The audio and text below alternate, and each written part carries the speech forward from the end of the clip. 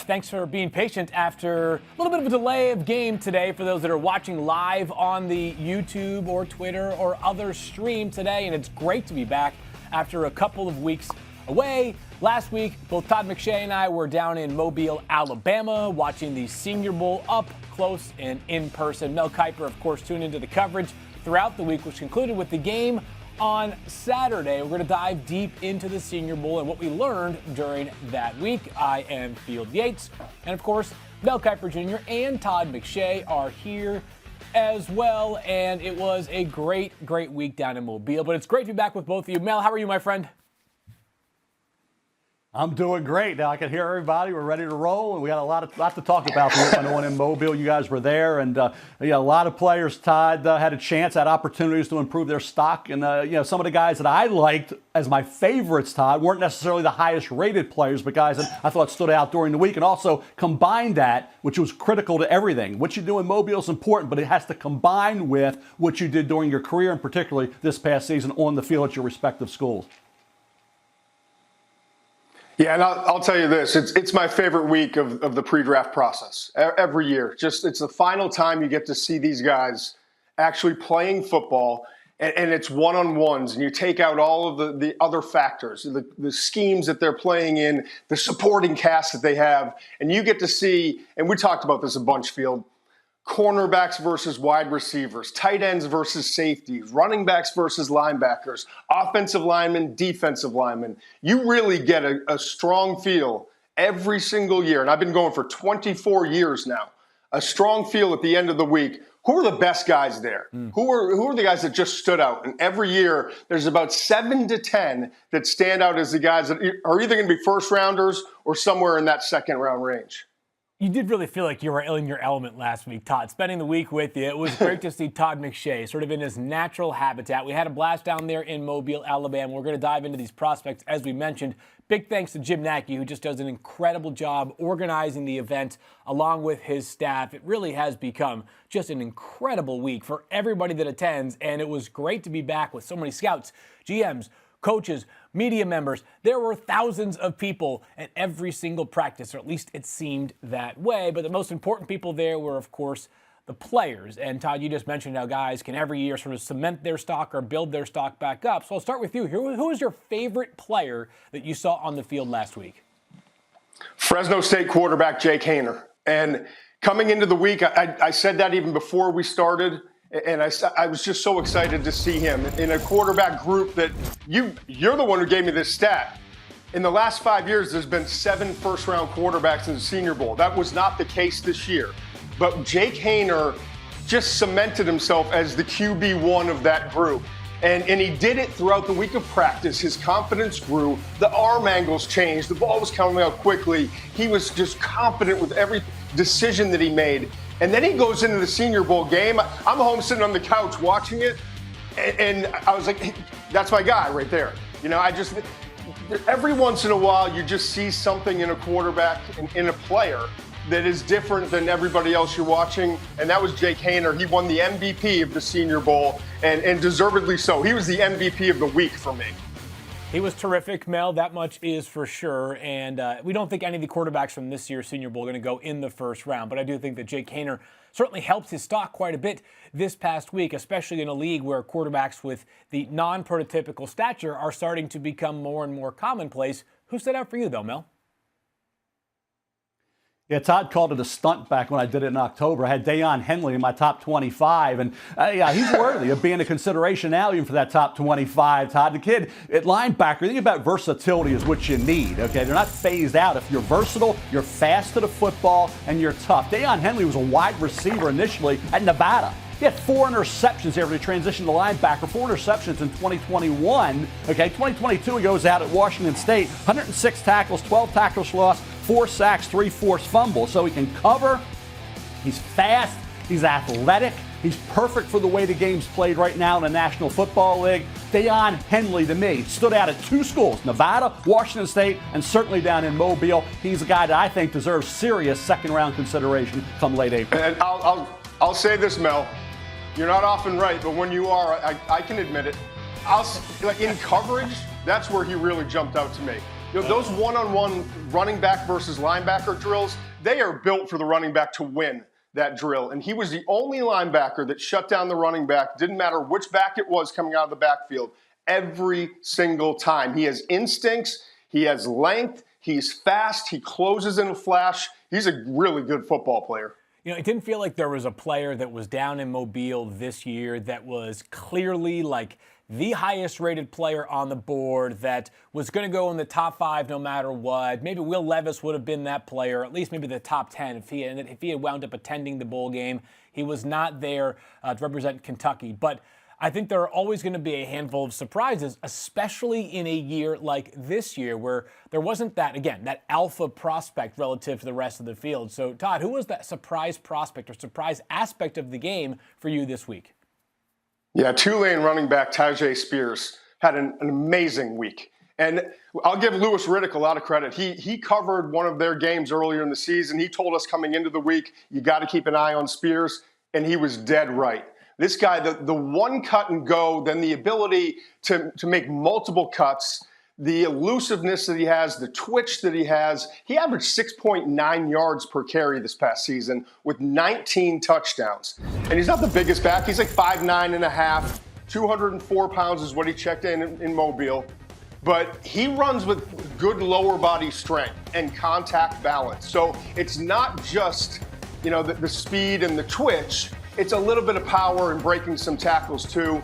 Caught the ball pretty well. The only thing I saw down the field, struggled a little bit to kind of adjust and track the ball over his shoulder. But other than that, he was the most impressive running back. I think he's going to be a day 2 draft pick in a really good class.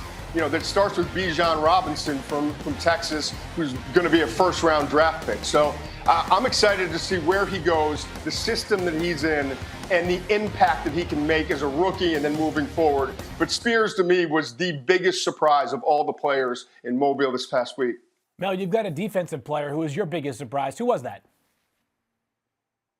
Well, corners, you need cover guys in the National Football League, Field and Todd, and multiple cover guys with all these different teams. And certainly Darius Rush at South Carolina, playing in the SEC, he had with 7 pass breakups in 2021. Overlooked coming into the year. You saw him, but you weren't excited necessarily. And this year he has a couple picks, 5 pass breakups. But in Mobile, he was plastered to those receivers. His route recognition, his awareness, the way he closed, the way he was smooth in his turn, everything he did, he was on point. He brought his A-plus game to Mobile. So Darius Rush, South Carolina, with his length and the way he performed there in conjunction with, obviously, makes you go back to the tape and study him a lot more closely than you did when you maybe overlooked him or underestimated what type of talent he is. So when you talk about a guy, remember Tariq Woolen dropped to the 5th round last year after being a guy we thought was on the rise. Still dropped to the 5th round. It'll be interesting to see come late April where Darius Rush falls in at 6'2", with the kind of length he has. He's got the ball skills, and that week in Mobile forces you back to the tape, forces you back to talk to those coaches at South Carolina, and maybe adjust your rating a bit. But I think it's going to be fun to see where he comes off the board based on the week he had in Mobile. And Mel, can I ask you a question about that just to follow up? You know, you talk about how 1 week can make you go back to the tape. What's the balancing act there? Because on the one hand, you study this guy where it matters most, playing games on the field within the structure and the system of South Carolina.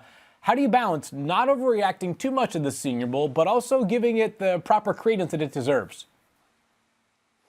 That's the tough part, Field, and it's tough on both ends. And so was a guy's a questionable week, a disappointing week. We're going to get to that in a minute, where there's a pass rusher like a Derek Hall from Auburn. I love the kid. Love the way he played at Auburn. Not excited about what I saw, and you guys were there. I'm watching. I didn't see it. So, again, you're not going to overreact to 2-3 days of practice when a kid had a heck of a career. So how do you factor that in? But certainly when you get a guy who steals the show, but you weren't necessarily as high on him during the year or during his career, balancing that in and factoring that in is very difficult. That's why this is certainly not an exact science evaluating players. As I said, I brought up Tariq Woolen because we were all excited about his potential and what he could be in the NFL based on talent. And he drops all the way to day 3 when a lot of people thought in these mock drafts could be late 1, maybe early 2. So again, you never know. That's why I think Darius Rush, I know my eye will be on him when we get into, say, day 2 of the draft and even maybe into day 3 if he's still on the board.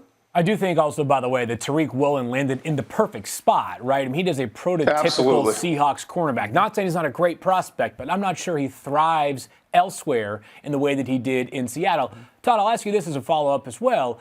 Having spent the week down there in Mobile, and you obviously go and travel and follow and cover college football games during the season, what are some of the aspects that you can gather up close that you're not able to gather on film that can influence your evaluation going into April? Standing next to guys, just seeing, their body type, because on tape, it's hard to kind of factor that in, and the heights, weights, and the projected speed are never the same when you get to the Senior Bowl and the Combine. Then also watching the coaching. I love watching the coaching, and we have a unique opportunity, and we're standing there listening in our earpieces to what the coaches are saying, the tweaks that they're making and the little things that they're telling these guys to do, and seeing, do they adjust? Do they pick up on coaching quickly? Those are some of the things that I always pick up on. Yeah, sir, it certainly was great to hear all those coaches down on the field. Special thanks to Luke Getsy, the Bears offensive coordinator, Charles London, who last week was the Falcons quarterbacks coach. Now he's in Tennessee in an elevated role, including the passing game coordinator title. So he parlayed that excellent week in Mobile into a bigger job and hopefully a bigger pay raise for his sake as well. Also had, we had DeMarcus Covington for the Patriots as defensive coordinator. And then on the other side of the ball, we had Patrick Graham as the head coach for the national team. He did an awesome job. He, of course, is normally the Raiders defense coordinator. We had Ronald Curry, who is currently with the Saints, although there's some interest in him elsewhere amongst there are all kinds of coaches that were mic'd up last week. It was great to see them all up close and in person, I should say. So a fun week down in Mobile. Mel, you teased it a moment ago, the biggest disappointment of the week. Who was the player that was most disappointing in your eyes? See, I benefit from being there. I can go back and watch a guy immediately after you see something in Mobile. Todd's out having fun, out having a big steak somewhere. And I've been looking at Blake Freeland, going back to Blake Freeland at BYU. When Blake Freeland had some struggles in practice, you say, okay, what did I miss here? Was I too high on Blake Freeland? Am I going to overreact to a couple of opportunities in practice that didn't go his way? Same thing for Ryan Hayes at Michigan, kind of struggled during the week. But Freeland is the one I want to highlight at BYU because the athleticism is there. There's no doubt about it. This kid showed at BYU he can get it done. Now, in the NFL, when there's power and there's speed and there's quickness and athleticism, you got it all going. That's where I think he needs to get stronger in that weight room. And certainly, I think that the week of practice in Mobile didn't help his cause to be that solid second-round pick that I thought maybe he could before that week began. But again, you could be looking at a third or fourth rounder who, when he's coached properly, gets in that weight room. All of a sudden now everything comes together for a kid who certainly has the size and the athleticism to be a guy who can be a bookend in the National Football League. But I think he showed in Mobile he's got some work to do in the weight room. How about you, Todd? Was there a player that disappointed most? I wouldn't say a player as much as a position group. The quarterbacks, to me, and I highlighted Jake Haener from Fresno State at the top of the show. But other than that, the other 5 quarterbacks, let's just say underwhelming, okay? Yeah. And if you're Jim Nagy, you're the executive director of the Senior Bowl, it's almost an impossible job every year. And I know, as you said before, 7 quarterbacks went in the first round from the last 5 Senior Bowls. So he's done as good a job as you can possibly do. But when Will Levis from Kentucky, one of the probably 4 first-rounders from this class, decides not to come play in the game, you look at the other guys. Bryce Young, underclassman, can't play in it. C.J. Stroud from Ohio State can't play in it. Anthony Richardson, underclassman, Florida, can't play in it. Hendon Hooker was there from Tennessee, but coming off the ACL injury. So those are the top 5 quarterbacks, and none of them were either capable or chose to play in this game. And so now you get down to Jake Haener, and then a bunch of other guys that came out and they competed. They did the best they could. I'm not even going to mention names because it's not worth it. But this is the first time I can remember saying the wide receivers didn't get a great opportunity because the quarterback play was not as good as it should be. And if you look back at those 7 quarterbacks that went to the Senior Bowl and then were drafted in the first round, in the case of maybe every single one of them, they were either late bloomers or guys who were just stuck behind other stars, right? I mean, Mac Jones didn't start at Alabama until late in his career because he had Tua in front of him, right? It's not like these are scrub prospects. It's just that some places have 5 stars after 5 stars after 5 stars. Then you got other guys like Josh Allen, who, of course, smaller school in Wyoming, Baker Mayfield, who was kind of a late bloomer at the college level, Daniel Jones, who played at Duke, which is obviously a well-known school, but not exactly a football powerhouse. So it's kind of like the perfectly imperfect storm of factors that tend to lead the top quarterbacks to not necessarily be available because they can't miss guys, almost always declare early for the draft. Mel, what would you say was your take on the quarterback class? We can sort of do this in the non-Jake Haener division from the Senior Bowl.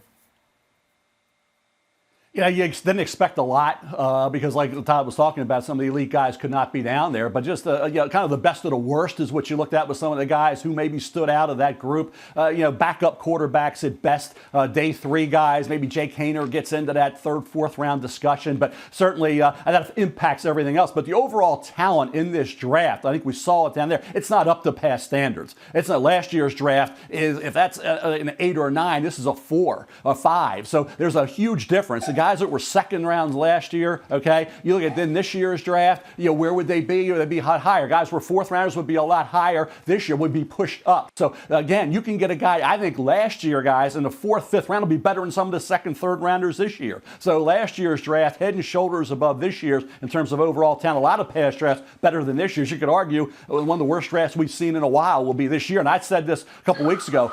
If you look back 3 years from now to this draft and you got an A grade or a B plus grade, I'd give all my scouts a significant raise. How about that? Well, I think all the scouts kind of and Field. Remember that graphic we had all week? Yeah. 106 players each of the last 2 seasons coming from the Senior Bowl. 6 first-rounders. I don't know about you, Mel, but I didn't see 6 first-rounders there, and I don't know that there are going to be 106 guys drafted from the Senior Bowl. And it's not like Jim Nagy and his scouting staff, they can't create players. They just bring in the best that are available, that are seniors, that that fit the criteria, right?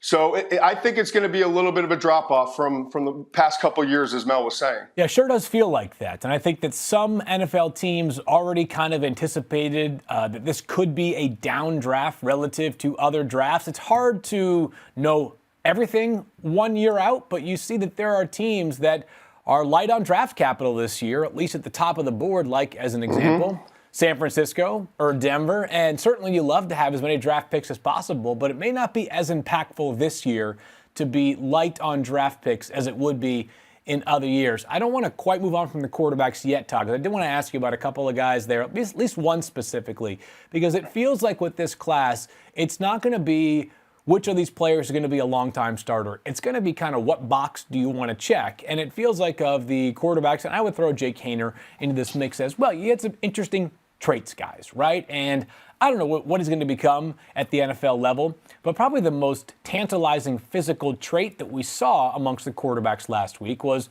Malik Cunningham's movement skills, right?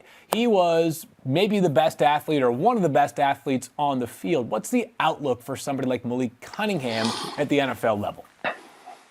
Yeah, I think he's a late-round pick, and you bring him in, and you hope he competes well in training camp and continues to develop as a passer. I mean, that's really where he's not up to snuff with all these other first-rounders that we were talking about. But from an athletic standpoint, I mean, he can come in and he can create. So to me, I like having a number 2 or number 3 quarterback who can come in and utilize his mobility and do something maybe different or a little bit more unique or special than your starting quarterback if that starter happens to go down. So I think he's going to get a shot. You're seeing mobility more and more at the NFL level. Max Duggan was another guy.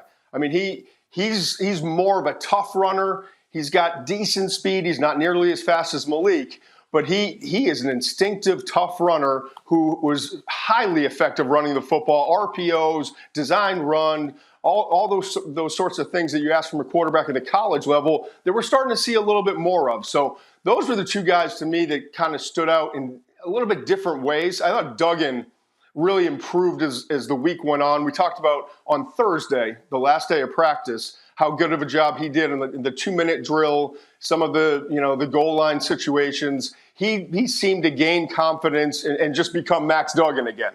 But Malik Cunningham, interesting to watch. When the play breaks down, that's where he's at his best. It does feel like right now in the NFL, because of all the quarterbacks that are such supreme athletes, there is some value potentially in trying to develop one of these guys that are such rare athletes themselves. And if nothing else, Malik Cunningham is like one of the best scout team quarterbacks you would have when you have a week in which you're playing the Baltimore Ravens or you're playing against one of these teams with a freak athlete at quarterback, Josh Allen, or one of these just Jalen Hurts. These guys that can absolutely crush you with their legs. It's hard to simulate that otherwise. Mel, we're going to move forward to our sort of spicy/hot take section of the show, and you kind of forecasted it earlier, so I'll ask you sort of a spin-off of the question. You mentioned how this is not a great draft. You sort of described it on a 1 to 10 scale as more of a 4 as opposed to like an 8 or a 9 in 2022. You've been doing this forever. You're the godfather of the NFL draft. How often do you have one of these classes? Like, does this stack up as like one of the worst drafts you can recall? I know we're still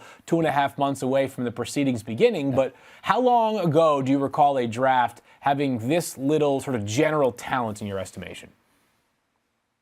I'll let you know that after the combine, field, because once those numbers are in and you see where these guys stack up physically and athletically, we're kind of estimating right now in a lot of guys and guesstimating what they may be. Once the combine numbers are in, the pro days are over, and we get those grades, and I struggle to get 80. I struggle to get to 80. You normally get a 125, 130 easily, and Todd can chime in whether he had trouble there as well. I got to 80 barely. And what I do is compare the players I'm giving a grade to last year and the year prior, and I'm looking at those numbers. I can't give him that grade because I gave him this grade. He's not even close. So then you start doing the numbers, and they, like I say, get to 70, 75 players. And the other thing, Todd, is what surprises me is the players now that are opting to leave Mobile and go home. Okay, they have a day of practice, a couple days of practice, and they're out of there. They're not staying for the game. And the game always showed. Now, a lot of scouts back in the day would stay for the game because they felt, let's watch these guys in pregame. Let's see who actually doesn't just practice well, who plays well. Now, a lot of these guys, I mean, you're talking about a load of players. I mean, I had a whole sheet of players that were gone. Some guys opted not to come, but then how about the guys that were there and then left? And without any repercussions, you can't downgrade them. You can't lower their grade because of that. You know, you say, well, if you don't work out at the combine, it's a knock. Well, then it became no knock on a player, okay? Because then you got the pro day. Now they're leaving. I don't remember, Todd, the numbers of players leaving Mobile this year as opposed to last year. I think the numbers this year may have been record high in terms of guys that opted not to play in the game. Yeah, I mean, we're in a different world right now, right? NIL deals, transfer portal, there's a lot to get into, and it's not even worth it right now. But to go back to your point, I had a very prominent head coach call me and give me the business on a player who I had going in my mock draft just a few weeks ago, right? And I said, I've got a second-round grade on him, coach, because he said, I've talked to, 28 different teams, and they have second or third round grades on him. I said, I have a second-round grade on that player too, but there's only 14 first-rounders that I have right now. So, someone's got to go in the mock draft beyond the 14th pick. And that kind of feeds into your point that, this year's class isn't great. But on the positive side, the top of the draft is going to be fascinating. And we talked about it all week. Chicago sitting at 1. They're trading out. They're going to take a quarterback, stick it home and take a defensive player, Will Anderson from Alabama or Jalen Carter from Georgia. And if they trade out, you've got Indy sitting at 4, you've got Las Vegas, you've got a bunch of teams. We went through, I think Tannenbaum and I went through 9 or 10 different teams that potentially could trade up to that number 1 spot for the quarterbacks. Bryce Young, CJ Stroud, Will Anderson. So, last year we were struggling to get a guy at the quarterback spot in the first round. Kenny Pickett was the only one. This year, likely going to be 4 quarterbacks going round 1. So, Mel, just to close the loop again on this take that you guys have kind of each taken a different direction here. But if this is not considered a great draft, and you recall other drafts that did not, going into the proceedings, look like great drafts, did any of them end up like surprising you? Right? Were there drafts that you thought going into it, hey, this doesn't feel like a great draft, and then 5 years later, it's like, okay, well, 9 guys slipped through the cracks and went on to become consistent Pro Bowl players. Are there examples of that, or do you feel like in previous instances where the excitement has been lower, it has resulted in maybe not as successful drafts? Yeah. Sometimes you feel like a walking contradiction in the field because you can bash a draft and then say you could still come out of this draft with a heck of a lot of talent. And I say it because there's going to be, and Todd, chime in as well, there's going to be a lot of mixed opinion. Teams will have a second-round grade on somebody. The teams might have a free agent grade on. And there's going to be a wide range of opinion on a lot of these players, which means that if you scout well or you get into, say, the 5th round and somebody says, well, I'll give you a 4 next year. You give them the 4. Okay, there'll be some teams looking to do that, even though we can say it's not a good draft, but some teams may be looking to do that. Some teams may want to bail. They get to the end of their list and their guys are gone. They're in the 5th round and my guys are gone. I'm getting the heck out of there. I'd rather have a 5th rounder next year for a 6 or a 6 for a 7. Okay, by the same token, if guys that you like are still in that 80, normally you get through 7 rounds with 120, 125. There's still guys left to sign as free agents. If you see in that 80, you still got a couple guys left in the 6th, 7th round. Maybe it just works out that way. So for me, you could still have an A draft or a draft that's as good as last year's or the year prior, whatever, even though on paper it looks like a weak draft if guys slide through the cracks that you like, Todd. So it depends how this thing plays out. We'll wait till the combine pro days are over. But teams that, like I say, if you have quality scout, this is where you earn your money as a scout.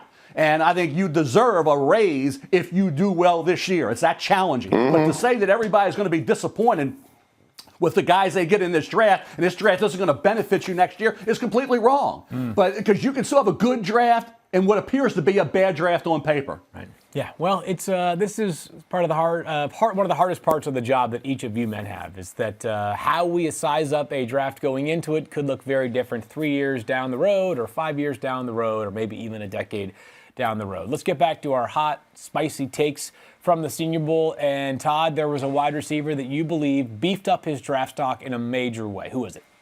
Yeah, Phil. Jaden Reed, the Michigan State wide receiver. He's 5'9 and a half. He's 191 pounds. And every scout I talked to said, because I like him on tape, and he gets vertical, and I like the way he releases off the line of scrimmage. But every scout I've talked to said, we're just worried about his speed. Then he comes out on the first day of practice and has on the Zebra technology where they track the miles per hour. He was the fastest player at 20.03 miles per hour. So to see that speed on the field and to watch him with all the other wide receivers, to see his release off the line, the way he tracked the ball vertically, the confidence with his hands when the ball was in the air, I don't know that Jaden Reed gets out of the 2nd round, Mel. And coming into the week, and this is where, I love the tape. I trusted some advice from scouts on the lack of speed. They were wrong, and maybe his 40 time's not going to be great, but I'd much rather have him have great play speed with pads on when it matters than have a great 40 time at the combine. So I don't think he gets out of the 2nd round, and I had him at 17 overall in my wide receivers coming into the week. Sounds like that'll change going into the next month. I would agree with you, Todd. Go ahead, Mel. Yeah, I would agree with what Todd's saying. I don't know if Todd will push him up in the terms of the mock, because we do the 1st round mock. We do a 3-round mock down the road. You're talking 2nd round for Jaden Reed. But I do a top 10 list of position players as you do, Todd, and I had him in as one of the top 10 return men based on what he did early in his career. So you're talking about a guy who's got return skills and showed even in 2021 how dynamic he can be, as well as the times this year. So for Jaden Reed, there's no question. I think 2nd round, Tank Dell, another one, a receiver who's going to do some things in the return game. So when you combine what you do as a receiver with the return skills in that punt return game, even the kick return game, punt return more obviously important than kick return right now. But the return skills, I think, will help Jaden Reed in the evaluation process become, I think, a solid mid to late 2nd rounder. All right, we'll keep our eyes on how these things shake out over the next few weeks, because maybe there is a mock draft coming around the corner. We'll talk about that in just a moment from one of the two of you. I always like a little tease. Of course, every mock draft will be accompanied by a mock draft TV special as well. The three of us will talk through the 32 picks. I think we kind of dove into one of Mel's big takeaways from the week, which is that the top players are not there and are not staying as long as they normally did. Anything else to add on that takeaway, Mel, as we move on from the Senior Bowl into the next phase of the pre-draft process, which before you know it, the NFL Combine will be here? Yeah, the guys that do stay and do produce, and I think you look at a guy like Thomas Incoom from Central Michigan, he just has a knack for getting after the quarterback. That's what he has, that it factor, that knack for doing something, and getting after the quarterback so critical. And we've seen pass rushers, Todd, last, Matt Judon, a number of pass rushers have dropped into the late day three. So I think Incoom is a guy highlighted during the year on ESPN.com when we do our under-the-radar guys. But then you see an Andre Carter II out of Army. He's got some things he needs to work on to be able to transition from the collegiate level to the pro level and be a guy who can get you maybe 7, 8, 10 sacks a year. So guys that we thought would be highly rated, maybe getting after the quarterback, didn't showcase those skills like we had thought. Some others that are a little underrated. Like I say, I want to see where Incoom comes off the board, Todd. Love the kid at Central Michigan. Like what I saw down there. Where do you think? I'm thinking maybe 4 to 6, 5 to 6. He could be a pass rusher. Somebody steals on day 3. Yeah, I would agree. He's going to be somewhere, I think, early on day 3. All right, so how about you, Todd? What was your biggest takeaway from the week down in Mobile?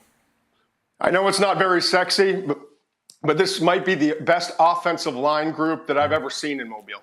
And it started with 3 guys, in my opinion. Osiris Torrance from Florida, the Louisiana transfer who came in, and I just wondered, all right, he's now moving to the SEC for his final year. Billy Napier, the head coach, who was his head coach at Louisiana. He comes in and was dominant. Didn't give up a sack, dominant in the run game, and he proved it down in Mobile. And part of the reason why these pass rushers didn't have a great week, they were going up against really strong offensive linemen all week long. The second one, John Michael Schmitz. He's probably going to be the top offensive center that comes off the board. He had a really strong week, balanced, strong hands, just knows what he's doing, a veteran 4-year player.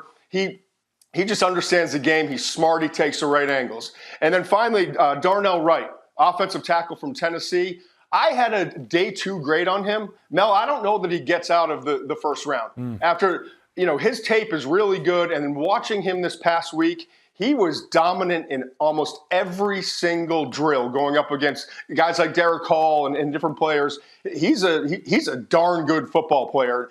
Those are 3 guys that could go in the first, maybe early in the second.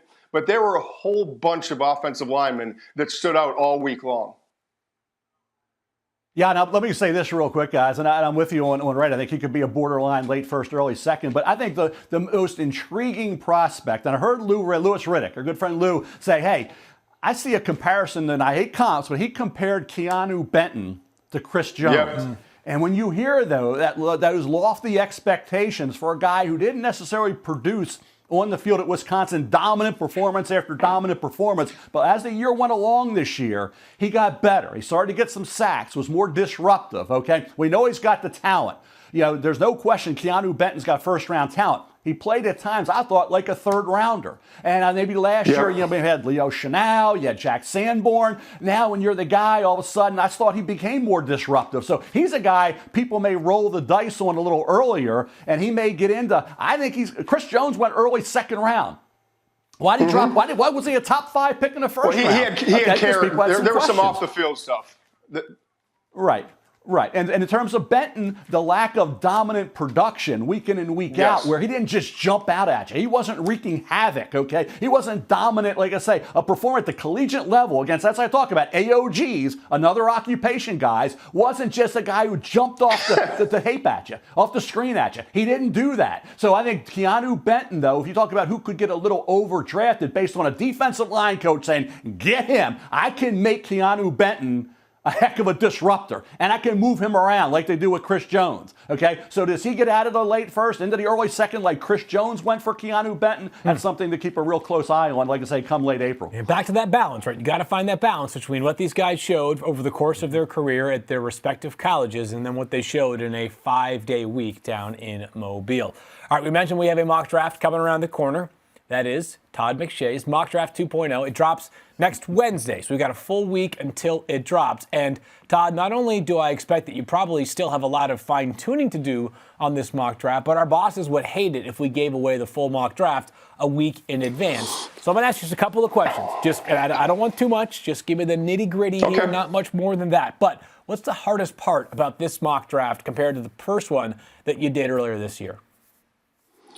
This one, I'm going to have a trade in it. So I'm going to get Kiper going. I'm going to have a trade in the first round. I'm not going to tell you exactly where it is, but you might be able to guess it. Okay. And that will mix things up. And then where the quarterbacks fall. I mean, that's always the biggest thing. Yeah. Plus, you get, I mentioned before, too, you've got two elite defensive linemen. If a team does move out of maybe one of the top spots, how far back are you willing to move in case you might not be able to get one of the two defensive linemen, and Will Anderson, the edge rusher from Alabama, and Jalen Carter, defensive tackle from Georgia? You know, Todd, I was going to ask you a couple more questions about this mock draft, including what would the Bears do? Would there be any trades? And you told us there would be some trades, and you didn't want to reveal which team it would involve, but my antenna is already up for the Bears. So I'm going to leave it right there. We'll find out, all of us together, next Wednesday on ESPN.com. Yep, you're pleading the fifth right now. So let's wrap up the show today. And we're back with a segment that we really loved last year on First Draft. It's Mel Has Gone Off Script, where we just give Mel the mic and let him take it away. Mel, the floor is yours. Misrepresenting the truth. I hear McShay mention my name one time in Mobile. I'm watching. He says, my buddy Mel Kiper is not as high on Bryce Young as I am. Why? I said, I'm telling you, I'm waiting for the weight. I said if he's 195 or higher, he becomes QB1. If he's 180, 185, B2. You are the greatest bet hedger in the history of gamblers. The best bet hedger ever. I love it. It's great. It makes it fun. But go ahead. Explain what you're talking about. Explain what you're talking about first. Explain what you're talking about. You're always playing the angles. You know, just say, I'm not sure yet. I'm still evaluating the tape. I'm still talking. I'm going to try to find out. But like 195 is your cutoff? Yeah. 195 is important to be able to hold up physically in the National Football League. At 175, 180, I'm not making the Bryce Young QB1. What I'm holding out on, the tape's done. There's no more tape with Bryce Young. Love the kid, what he did in college, okay? We saw what we saw in college. To hold up physically in the NFL, the height's not important. The weight is. I've never in the history of doing this, Todd, it's 45 years, okay? 40 at ESPN, about 30 with you. 30? Ever worried about the weight of a quarterback? Ever worried about weight of a quarterback? In this particular case, when you're talking about the top 5, number 1 pick overall, maybe, he better be 195 and not 175. Yeah, it is important. Don't act like I can tell you this, Mel. Hey, Mel. That. You got to play 17 games plus the playoffs and hopefully a Super Bowl, Todd, and hold up in the NFL where we see big, strong quarterbacks still getting beat up and punished and hurt. So don't tell me 175 to 195 is no big deal. Mel Kiper Jr., will you listen to me for a second? In October, I was there, I think it was a Mississippi State game. He had just weighed in with his trainers. He was 193, and he said that they are working relentlessly on. I would be shocked if he showed up at the combine and was not 200 pounds. So 25 pounds up from the fall. That would be impressive. You want that. Exactly, yeah, Phil. That's what you want. And now it can't be manufactured, okay? It's got to be something you maintain from the start of training camp until the end of the season. Now, you'll drop a little, but you can't be, like I say, I don't want to see 179, 183, 187. I want to see my critical number is 195 because Russell Wilson was about 205, 203 coming out, okay? If you're 195 and that's the weight that he feels comfortable with and he can excel at, then he'll be 200. He'll eventually be 205. He'll grow into that 205 stature, okay? But not 175, 180, 185. No quarterback that size is going to be my QB1. So the weight, first time ever that I can remember weight being that important for a quarterback, it is for Bryce Young. All right, we'll keep an eye on the weight for Bryce Young at the Combine. By the way, we have started to get many of the pro days for the various top schools and schools that have top prospects around the country. Remember last year, I believe it was, where there were the conflicts where they had to rearrange pro days for a few schools that had top quarterbacks because they all picked them the same day.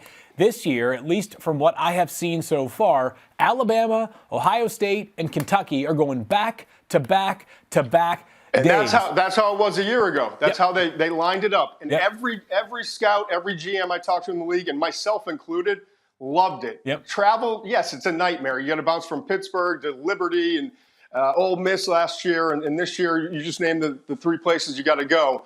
But to be able to see a quarterback, I think it's March 22nd, 23rd, 24th. Correct. Consecutively. There's something to that. I appreciated it. I gained a lot from that. Yeah, it makes logistics quite a bit easier as well. It's a lot of traveling, but you'd rather have it all happen in a 3-day span as opposed to being gone for a full week, especially because that's right after the first wave of free agency, and teams are obviously still very much doing their homework there. But I bring it up only to mention that all the measurements that we are looking for should be, I would say, entered into our system in the next 6 or 7 weeks. So Mel will have all the data points he needs, Todd will have all the data points he needs, and then we are back to watching the tape.